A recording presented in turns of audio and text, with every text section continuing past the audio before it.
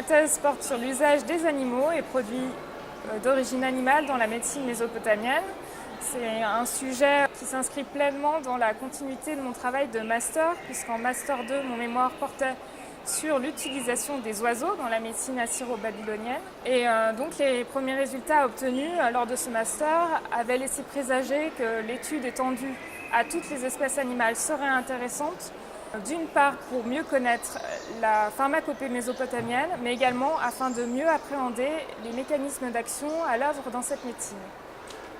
Cette étude prend pour matériau premier la documentation cunéiforme médicale. C'est une documentation abondante, très riche en informations et dont l'accès peut être un peu difficile en raison d'éditions partielles, c'est-à-dire qui ne comprennent qu'une copie de la tablette cunéiforme sans transcription ni traduction.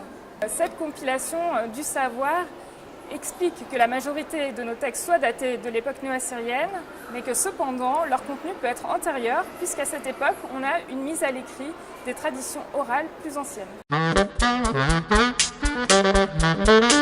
Donc, cette étude s'intéresse à tous les ordres du règne animal, donc depuis l'insecte jusqu'aux grands mammifères, en passant par les reptiles, les poissons ou encore les oiseaux. Mais elle s'intéresse également aux produits issus des animaux, comme le lait, les œufs et même les matières excrémentielles.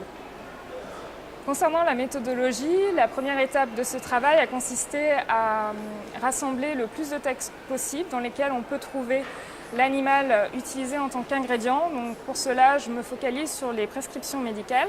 C'est un travail qui s'effectue à partir des copies cunéiformes des tablettes ou bien des photographies disponibles en ligne. Donc il y a nécessité de déchiffrer la tablette, établir une transcription, c'est-à-dire un passage en alphabet latin, puis une traduction avant de passer proprement à l'analyse. Une fois tous ces textes rassemblés, on a établi un classement selon la taxonomie moderne, c'est-à-dire animal par animal, puis partie du corps par partie du corps, afin d'obtenir une sorte de catalogue qui va permettre de mettre en lumière les usages médicaux de chaque animal. Parallèlement à ce travail de catalogue, j'analyse les prescriptions, c'est-à-dire les ingrédients comme les opérations de préparation. En résumé, j'essaye de tirer un maximum d'informations de la prescription médicale. Enfin, une dernière étape de notre travail est l'analyse de la symbolique qui peut éventuellement être attachée à un animal. En effet, dans certains cas, cette symbolique pourra venir expliquer la présence de l'animal dans le traitement.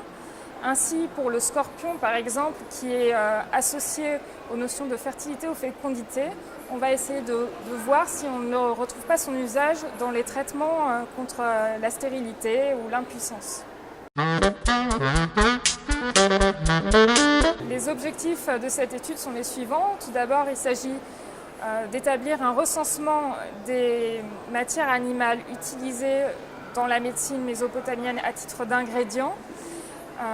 Nous essaierons également de définir la place de l'ingrédient animal dans la pharmacopée mésopotamienne. Est-il utilisé dans les mêmes proportions que les ingrédients végétaux ou minéraux, par exemple?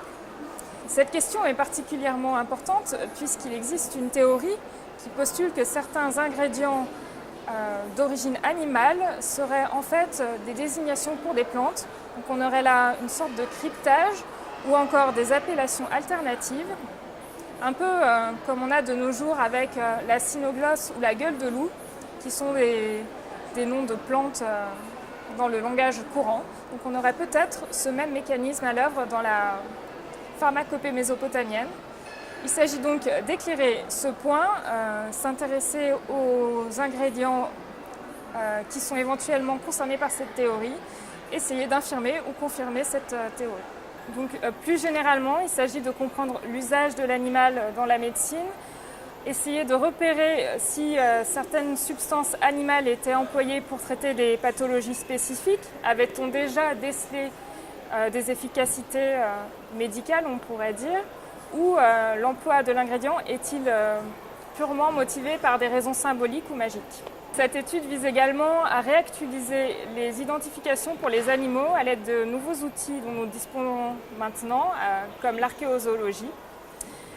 Et enfin, un dernier point de notre travail est d'esquisser des comparaisons avec les médecines contemporaines, voisines ou voire un petit peu plus récentes, pour essayer de voir s'il y a eu transfert des usages, est-ce qu'on trouve des usages communs, en bref, quel pourrait être l'héritage de l'Orient ancien dans les médecines voisines et contemporaines.